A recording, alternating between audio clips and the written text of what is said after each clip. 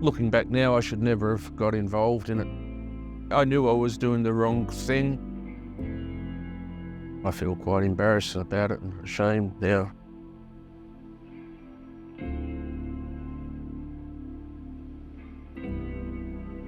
Table tennis means, it was everything in my life.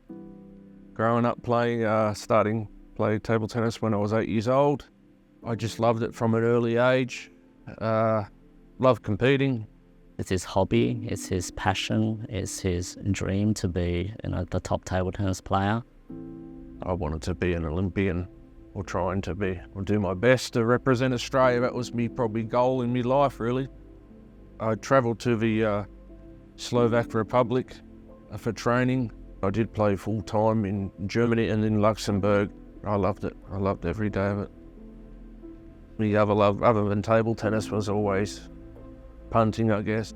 From a young age, I was gambling from, I would say, around 14 years of age. Betting on horses, betting on greyhounds and sport. Yeah, trying to back a winner. And I guess things just escalate as you get a bit older. I had finished by then playing seriously, and I was betting on table tennis. With some, really good success. We were finding out, some mismatches and picking them out pretty well and analysing the matches. This is all legitimate first, but yeah. Australia's wading through uncharted waters tonight as we deal with the growing coronavirus emergency. The Olympics have only ever been cancelled during world wars, but a pandemic has now claimed the 2020 Games. America's National Hockey League has suspended its 2019-20 season due to the coronavirus outbreak. It joins the NBA, which yesterday decided to suspend its season. The Australian Grand Prix will also be called off. Going into COVID 2020, the only games that were left with table tennis to bet on were in the Ukraine and Russia. Yeah, things looked a bit sceptical at first. We were losing some money and we lost some large amounts of money. I reached out to somebody that I knew from where I played in the Czech Republic, 20 years prior. He messaged with some proposals about some bets, some matches. We were winning probably a couple of $1,000 a night, could be up to $10,000 a night. Depends how many bets were getting sent to me via text.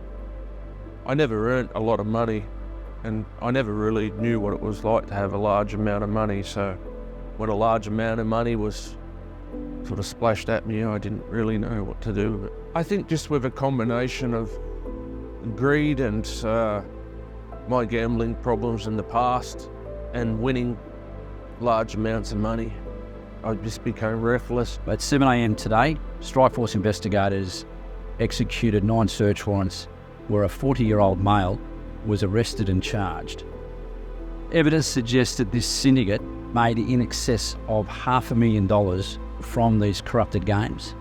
Well, when the police come to my door, I was in shock. But deep down, I knew what I've done, and I feel quite embarrassed about it and ashamed now. Felt like not only did I hurt myself, I guess, I've just hurt other people in my family, especially the people close to me. Yeah, it's brought a lot of heartache to them. The seemingly innocent sport of table tennis is tonight front and centre of a police investigation. A Newcastle man deeply involved in the pro circuit was today charged with rigging international games. Adam Green travelled the world playing table tennis, but was arrested in his hometown. Do you feel like you've let down the Australian sporting community? One of the few sports to continue through COVID, Ukrainian table tennis was fast, frequent, foreign and primed for fixing. They knew who was going to win the match before they put the bets on. Officers raiding the 40-year-old's home near Newcastle this morning after a task force that worked with betting agencies and Sports Integrity Australia. Anything to say to the junior table tennis stars of Australia? The media was straight onto it, and everybody knows now, the people locally around you, whether it's you're at the shops or you're at the gym, somebody will walk over and say, start to query about your problems. And I've had a lot of falling out with some, or they've distanced themselves from me, and I'd say most people I knew are all disappeared. Yeah. Even his whole social network of friends was around table tennis. So to be not able to play, it's like, what has he got left in a way? Since the arrest, I've tried to live a pretty private life, to be honest. A bit more of a recluse, I guess, or an outcast in society. I've been doing Uber driving. I guess it's an outlet. Nobody really notices me as a driver. The hardest part is, the sport I loved all my life, pretty much, which was my life. From, 8 years old till I was arrested at 40 years old. It's all gone down the drain, I guess. Yeah. Oh, if I had me time again, I wouldn't be involved in gambling whatsoever, especially on your sport.